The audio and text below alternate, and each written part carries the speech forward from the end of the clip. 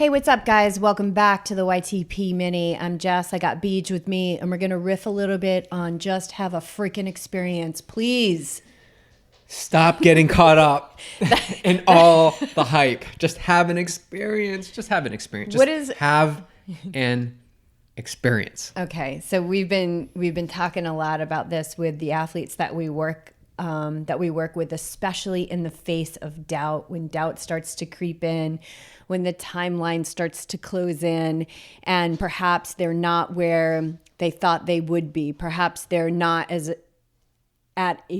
much mileage as they were at a year ago, leading up to the same race or another race. And the doubt creeps in, which is such a performance killer. So, Beej, what does it mean for these athletes to just have an experience in the face of this doubt and insecurity and this voice that says, you're crazy, there's not enough time, and you don't have the miles on your legs or the time in the pool? What does it mean? It means that you're tied to the outcome, quite simply. It means that if you see yourself in those positions you just described and you don't see a way that you can be successful, that is the very moment, the perfect moment that you've probably been wishing for your whole life and you've been telling other people about. Like, I just wish I had the opportunity to be challenged so that I can just go out and do what I know I can do. This is the very experience that's served up to you on a platter. Here you go. Here's everything that you've ever asked for, subconsciously or consciously, or that you've shared with others, or your journal, whatever it is. Just go out and have an experience. So what does that mean? It means despite the lead up to any race or event that you're training for, whatever happens in that, nutrition-wise, injury-wise, workout-wise, fitness, whatever the journey has been, just go have an experience on that day. So that experience could be you show up at the race start, things don't feel good, you have a stomach flu or whatever, you don't race, okay? At least you were there, right? And what are the things that you can focus on? Or it may mean you go to the race and you have an amazing experience and you did something you never thought possible. None of those things will happen unless you actually put yourself in the opportunity to achieve them, right? And I was just talking this morning about the experience I had briefly in Santa Cruz when I didn't run for 3 or 4 weeks. And the first time I was going to run was when I laced up my shoes coming out of T2. So Santa Cruz 70.3, not the ideal lead up. Got to the race, ran a 136, got my first podium position, 5th place at an Ironman race. Fast forward a few months, locked into training, locked into fitness, locked into everything's rolling. I show up at Indian Wells, much faster course, much faster. Ran the same thing, ran the same time overall, and ran the same 136. So what does that show you? That the circumstances and the data and the information and the history and all of that is just information, and that it doesn't have a massive bearing on what happens or what can happen or what the potential of any situation can be. And it also doesn't guarantee you, just because you were working with Dr. Dave and you were running leading into Indian Wells, it didn't guarantee that you were going to be able to beat that time from Santa Cruz. Did you prepare yourself to beat that time from Santa Cruz? Absolutely. Hell yeah, 100%. You put yourself out there, you were willing to have an experience, and you had an experience, and you had an experience that didn't match your expectations, and then you had to let go of that. What did you learn from that experience? Exactly that. It doesn't matter what the lead up is. It doesn't matter what the details are.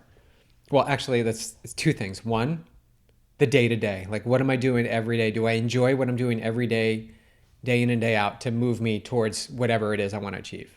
And that experience in Indian Wells was an absolute hell yeah. This is exactly what I love to do. I love to do this.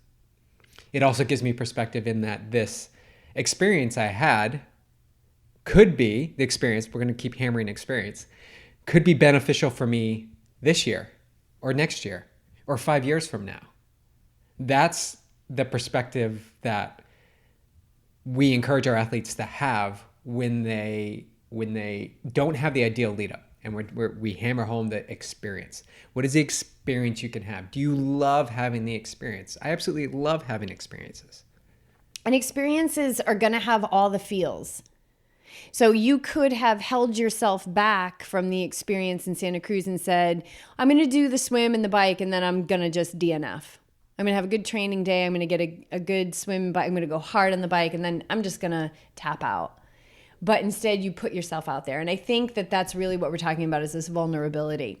Because you also put yourself out there at Indian Wells. Even though you had more physical prep, you still put yourself out there. You had an aggressive time goal, which was totally achievable based on the data and the information. But it was just a totally different experience. And you had pretty much the same time that you had in Santa Cruz. So you didn't tap out on either of them. You showed up and you allowed yourself to be delivered the very experience that you have created by showing up every day, being willing to put in the work, and just keep moving towards your goals regardless of what the predictions look like. And now I that's so true, Jess. And I know you do too. Like I just want to collect experiences. Like the more experiences I have, the more the unknown becomes known. So I seek the unknown. I seek these experiences where I don't know what's going to happen. The other day on the trail, I don't know, like we're going to go on a trail I'd never been on. I don't know what's going to happen. You know, like I did a huge swim on Sunday. I don't know. Like it's just going to be an experience. Right? Right. And both of us actually ended up having like a little bit of a body breakdown at the end, because I had a big day on Sunday too. So we walked it home. Yeah, the last mile and a half. We ended up doing a live video for our team because we needed to get that in, and it was a super full day. And then we just decided to walk it in. Like there was no reason for us to be heroes, and it was just being flexible with how the bodies felt and being grateful that we got 2.5 hours of feeling really good, and a half an hour we walked it back. And knowing, this is the great thing, knowing that the next day we're going to have another experience. And the next day, we both were like, wow, that was interesting. Because we had run group the next day, and we're like, we actually feel pretty good. Right. So it's just another experience. It's just, if you get caught up too much and you start to dwell on the stuff that happens, right? And we always want to focus on the bad stuff, the stuff that's not up to our expectation. I've put so much money into this. I finally hired a coach. I've taken time away from my family. And you know what that is? Choice. It's your choice. So when we're like, why would we fight against our own choices? Life is just an experience that unfolds moment to moment. And it's like, we're choosing to do this. We're choosing to hire the coach, or we're choosing not to hire the coach. Everything that we're doing is basically creating our life and creating the life circumstances that unfold for us, because we came here to this earth on purpose to learn certain things. And until we learn them, until we get to the other side of them, we will be in the cycle of them. So to zoom out, this is a total zoomed out perspective, to just go lightly, have an experience, go lightly, but show up and do the work and have an experience, because it is your birthright to enjoy this life. Experience. I can't speak to it enough. Lower the resistance that you feel, because there's power in non-resistant thought. There's extreme power in non-resistant thought, right? It's also a huge to fight what is, to fight an injury, to fight the workout that your coach gives you, to fight the amount that you pay your coach every month. To be in that fight is not only creating more of what you don't want in your life, but it's a huge waste of energy. It's a real leakage of vital life force energy that I wouldn't recommend any athlete to indulge, because if we want to be our best, then we want to move away. We want to back away from actions like that. So yeah, there's huge power in non-resistance. And follow the things you like, right?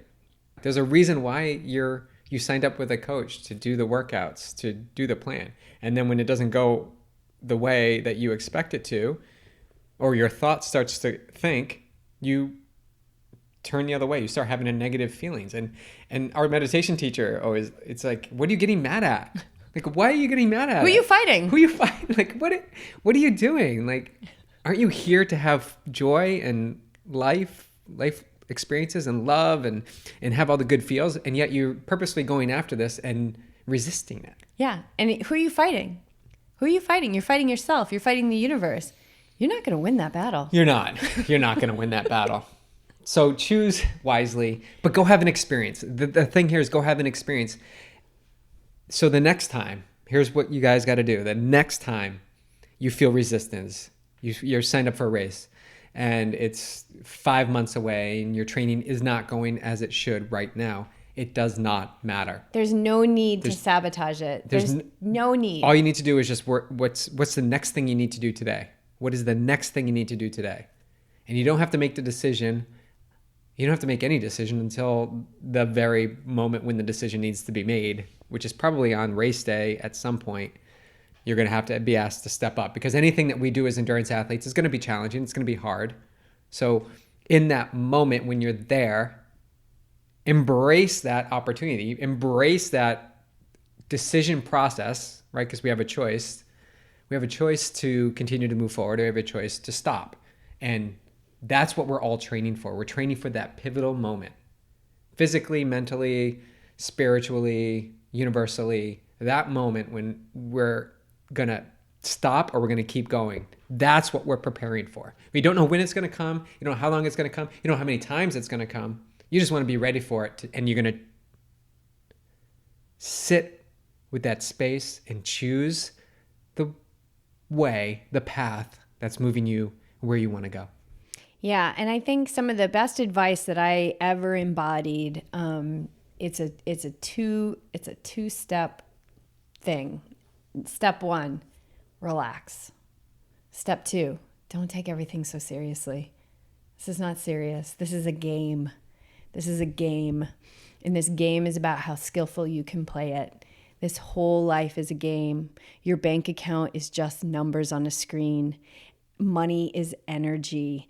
How much you have and is in direct relationship to what we're vibrating towards. Your vortex is endless. It is abundant. Your ability to be the best athlete possible is endless. It is abundant. So lighten up, relax. Don't take everything so seriously. Just have an experience, because this moment right here, this heartbeat you just took, this breath that you're in the middle of, it is a precious miracle that is not to be taken for granted, because it is not your right.